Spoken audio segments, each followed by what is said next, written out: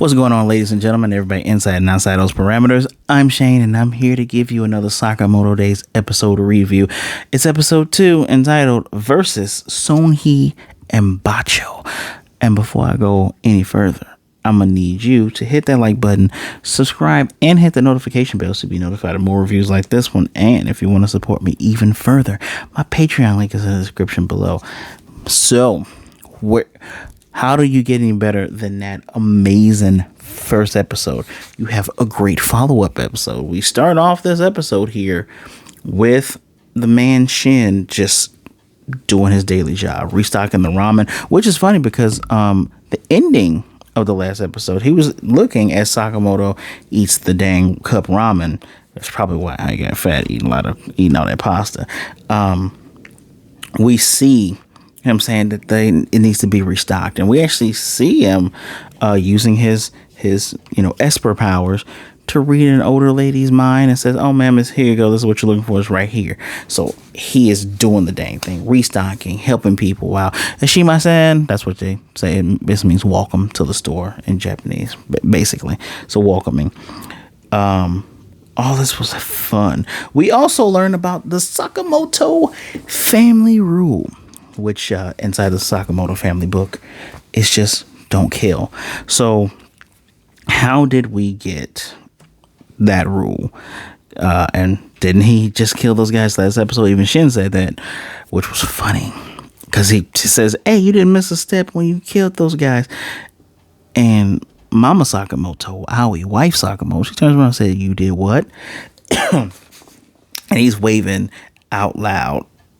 He's waving, and I think he's thinking to Shin, "I didn't kill those guys." He's like, "Wait, what?" He's like, "No, I missed their vital points. I just hurt them really, really bad." Which, all right, Batman, cool, you didn't kill them. And she goes, "Don't forget the rule, our rule. You haven't forgotten, have you? Because if you break it, I will divorce you, divorce you." And this dude just glasses break like they do in his gag. That's one of his gags. His glasses breaks.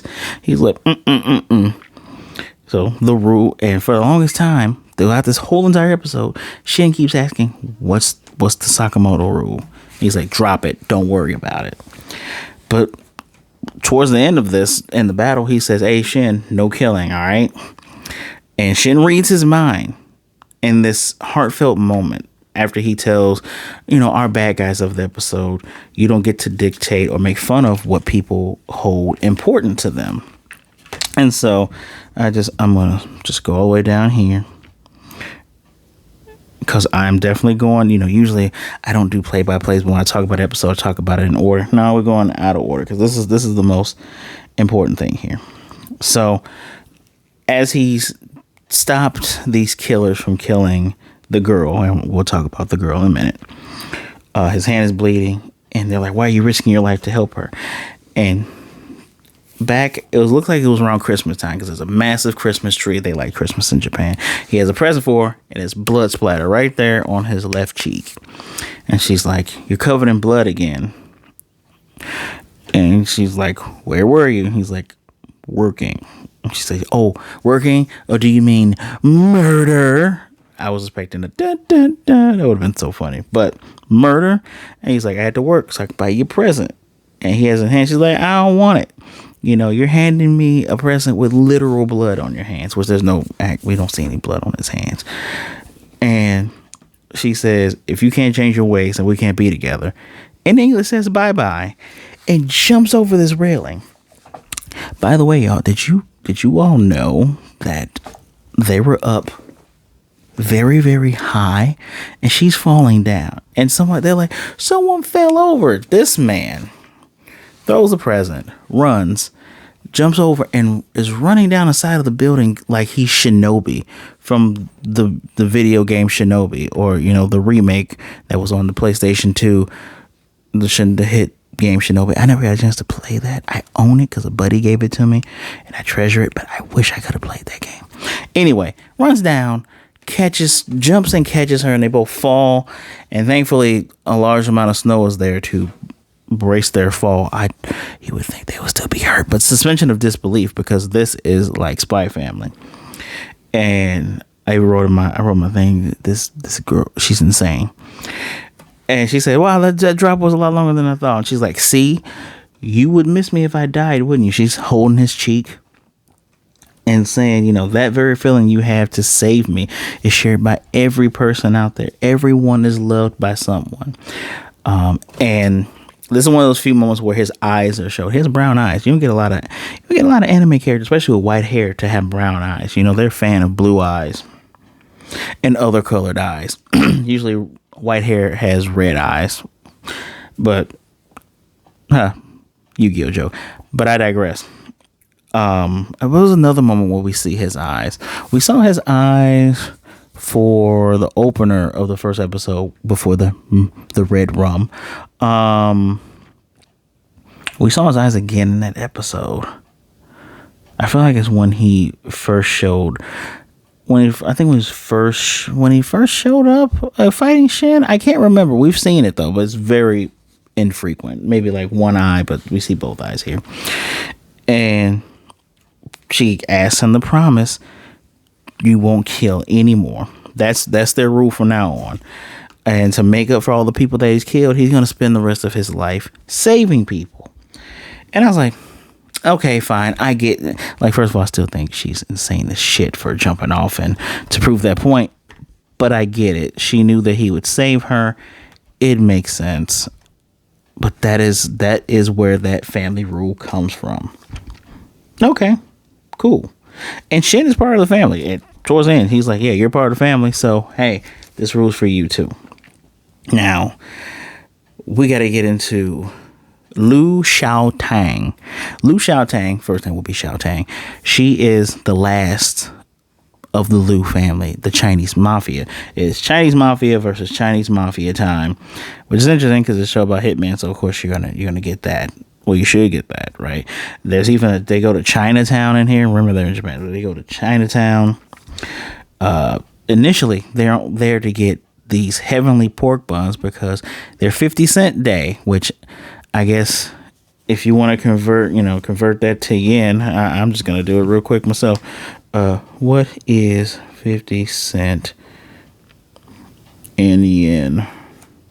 50 cent yen would make it, oh God. Let's just say it's very affordable. It's very, very affordable. And as they're getting these, they got the pork buns. He can read Sakamoto's mind. He's thinking of how happy his family's going to be when eating it. And she jumps out of this building, breaks the glass, falls on top of him, and all the buns are just splattered. But she has hitmen after her, and she's using Tai Chi and Kung Fu to whoop their asses. And before they get behind her, they give her the old, arms like this. They get her from behind, and before they can shoot her and do all these other mean things to her, these brutally things to her, Sakamoto comes in, knocks one out, and Shin helps as well. And I love the gags in here because the one of the people go, oh, she's there with her gang, and she's like, we're her gang now. And yet Sakamoto picks her up, runs. The end of the episode, we see his height is 188 centimeters. That's 6'2". He is a big, tall man, especially to move that damn fast, right?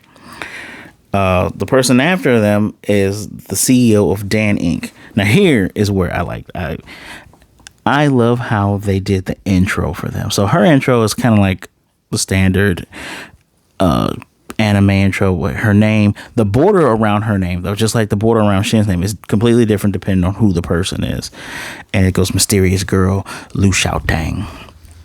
When you see old CEO of Dan Incorporated, his starts off with like Kami from Dragon Ball, that stick he used to walk around. It's like a walking stick comes on screen, falls over, and knocks into something that makes the title for his name. I like little touches like that. As a reviewer, as a person who writes, who character designs with words, because I'm not all that good at drawing yet, I love paying attention to those little details. Stuff like that is, mwah, I love that. So you're already winning more points with me. She has a key that opens up the family vault, which he believes is going to help them rule the underworld, the black market, etc., etc. You know, a show does a good job of when they instantly show you the type of characters your antagonists are very quickly, such as the bad guys whose names are Hee and Bacho. They are called Psycho. They are the Psycho twins. Actually, the bad guy even says they are these Psycho twins, because while he's beating up his subordinate for not getting her, bad guy shows up and cuts this dude's head off and is basically mocking the body, going, "Oh look, he's ahead and he's still gasping for air." And that's the bald one, Bacho. Long hair, Hee, who uses a chakras, he uses chakrams, the bladed circle. And Bacho uses curved dowse swords. That's how we're introduced to them.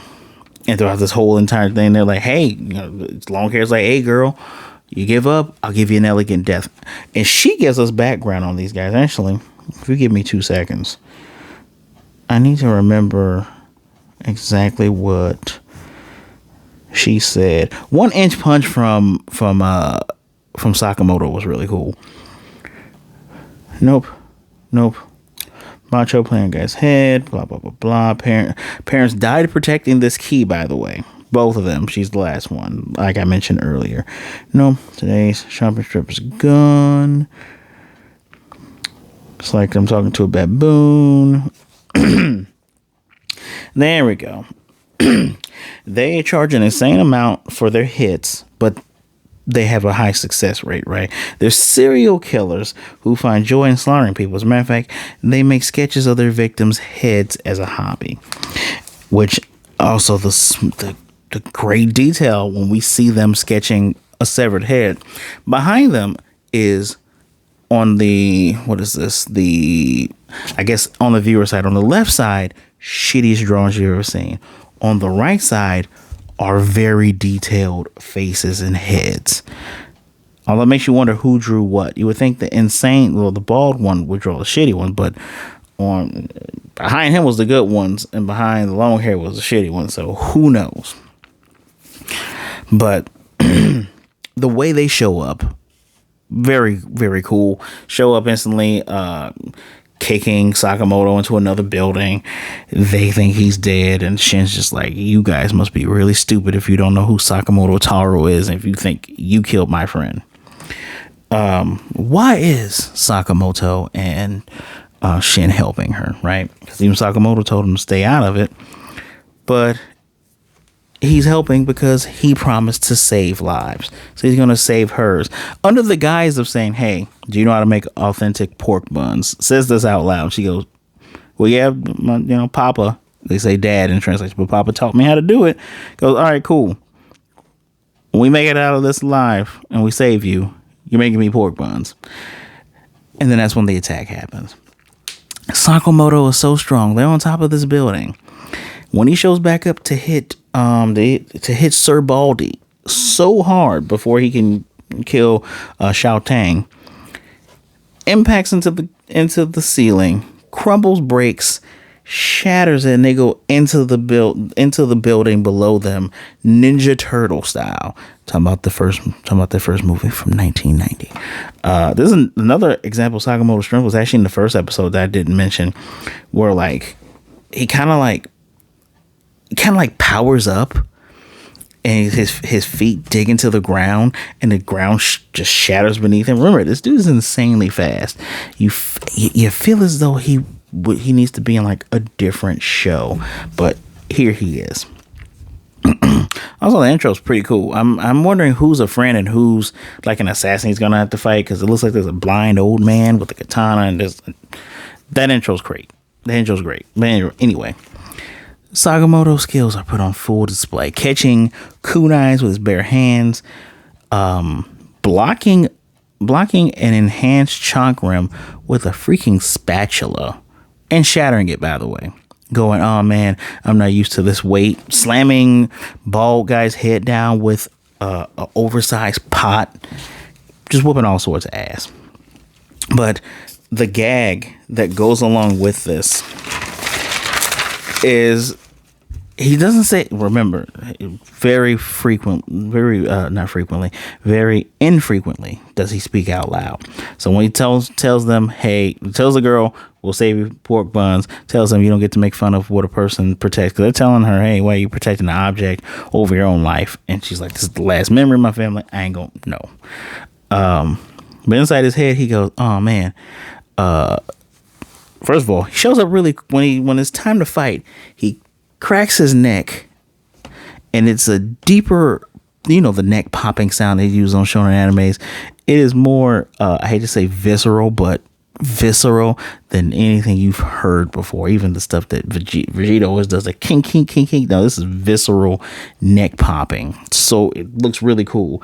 But after he dodges their special technique, Ogi cast iron technique slashes of hell, where dial blades and chakrams, he's just dodging them all. Cool guy dodging, much faster than what I'm doing here. I'm voguing, but he's dodging. And he goes, oh man, I think I pulled a muscle. I haven't moved that fast in a while. And Shin can hear. He's like, oh, Sakamoto-san, here you go. He puts a muscle relaxer pad on his neck. I can't remember what those things are called. I have a couple of those because I'm old. And you get lower back pain. But it puts that on him. When he excuse me, when he caught the kunai, he's like, oh dang, I'm bleeding. He said, oh, here's a band-aid. That gag is hilarious. After he knocks out the other guy, Soon Hee goes, I'm not even here to deal with him. I'm gonna go after the girl. Goes for her. Shin heard him, and he grabs a rope. He does like a rope throw. I can't. How does he grab it? Oh yeah, goes behind him, rope around his neck, and just flips him. And this is where we get. I wasn't expecting finishing moves from this anime, but I'm happy that we get some. We get Sakamoto's cool finisher move, Cool Impact Refrigerator Smash, where he literally grabbed a refrigerator and smashes on top of this guy. Bro, I know you promised not to kill, but you threw a whole refrigerator on top of somebody's torso or face. I would imagine that would either cause hemorrhaging, broken bones, that could lead to more hemorrhaging and probably death. But apparently that's not lethal. Just like Batman. Batmanamoto. Bakamoto. So another guy, he's a big fat man, so this crabs fall out of this refrigerator because looks like they're fighting in a Chinese restaurant, and he's just like ripping the legs off, chewing these legs. They win. They go to the vault. Now I don't even know how old Shin is. You really can't assume because he has his own apartment and he smokes, but I mean Naruto had his own apartment, and I'm pretty sure anybody can get cigarettes around the world. Anybody can smoke anything. Smoke a cigarette at any age. So don't know. But she is presumed to be young. And at least 16, 17. And I'll get to that in a second. But she is mature for her young age, or at least listens to what her parents had said. Because when they catch up to CEO of Danny, because they tied up the bad guys, threw them at his feet, and tell him, hold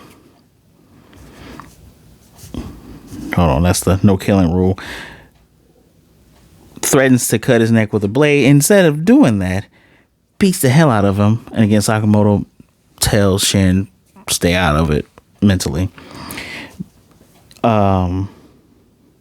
Wow, he killed him in his mind, like by snapping his neck, which is funny because he's like, stop killing me in your mind. But she repeats that her father says you can't go around killing people every time they upset you. And I'm like, wow, that's very mature. She listened to it, and her dad was wise, Chinese mafia and all that. And then I go, but this guy probably is gonna try to kill you again, and those guys are like psycho twin assassins. Now, I know you guys whoop their ass.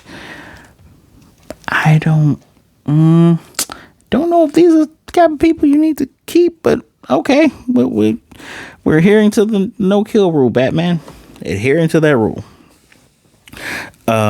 Inside this vault, there's a bunch of stuff. There's gold. There's old Chinese warrior armor. There's plushies. There's DVDs, and there's an alcoholic beverage in the middle. And when I think Shin read this pamphlet, the rule is whoever's the head of the Lu family leaves their most precious item in there. And in this little vase, the note was from her dad, and it says, share this drink with Shaotang when she is of age. So I don't know. She's 16, 17. Who knows? I don't know. Don't know the ages of this character. We just know Sakamoto is an old fat man.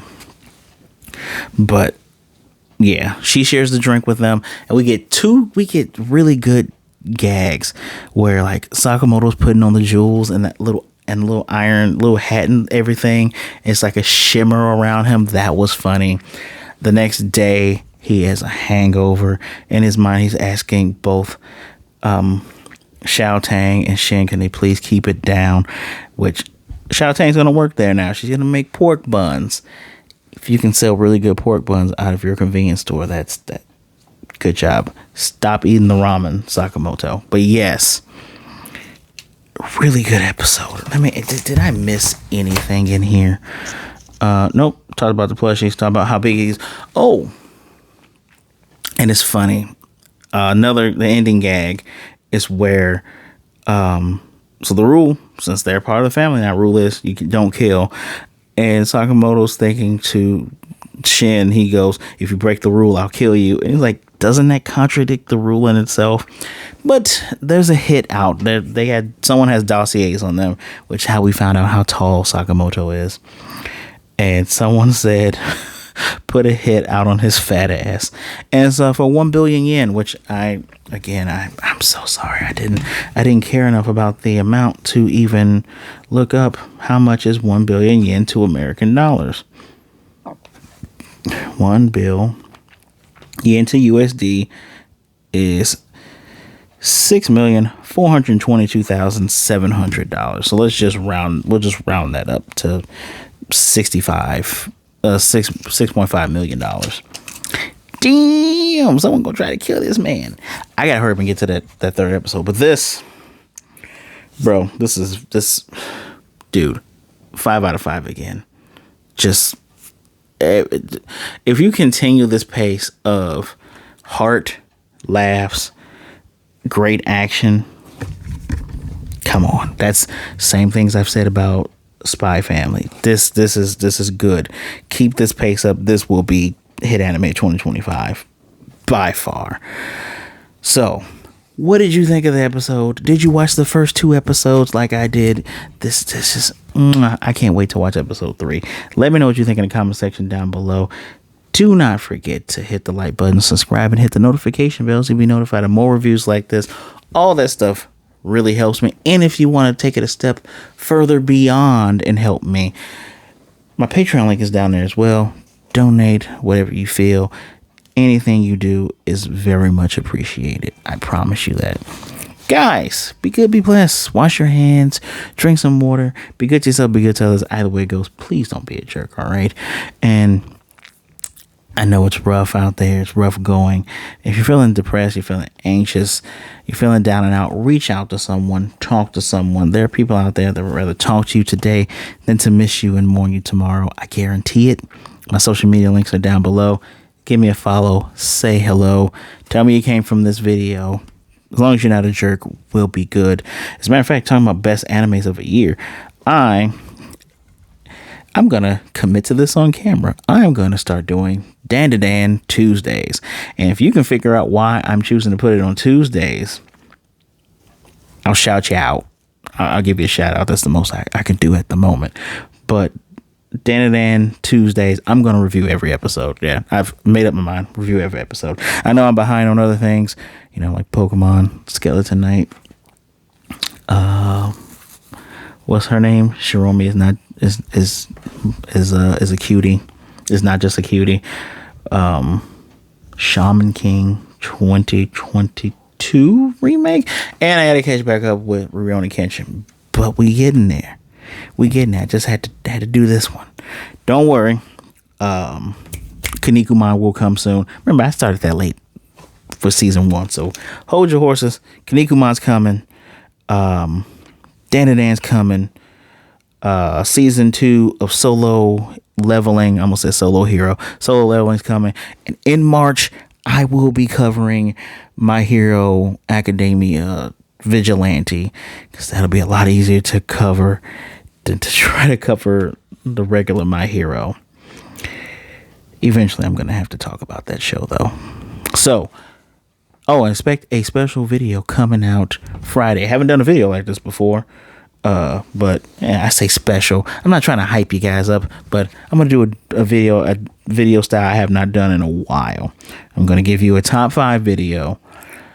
And if you can guess what the top 5 video will be about, put it down there in the comment section. If you can guess what it is, you'll get amazing cool points. Until next time, guys, I don't know how to sign out on these, because, saying stuff he says in this very TVMA thing, I'm not going to say that to you guys. So I got to go. I got to get out of here. I'll see you next time.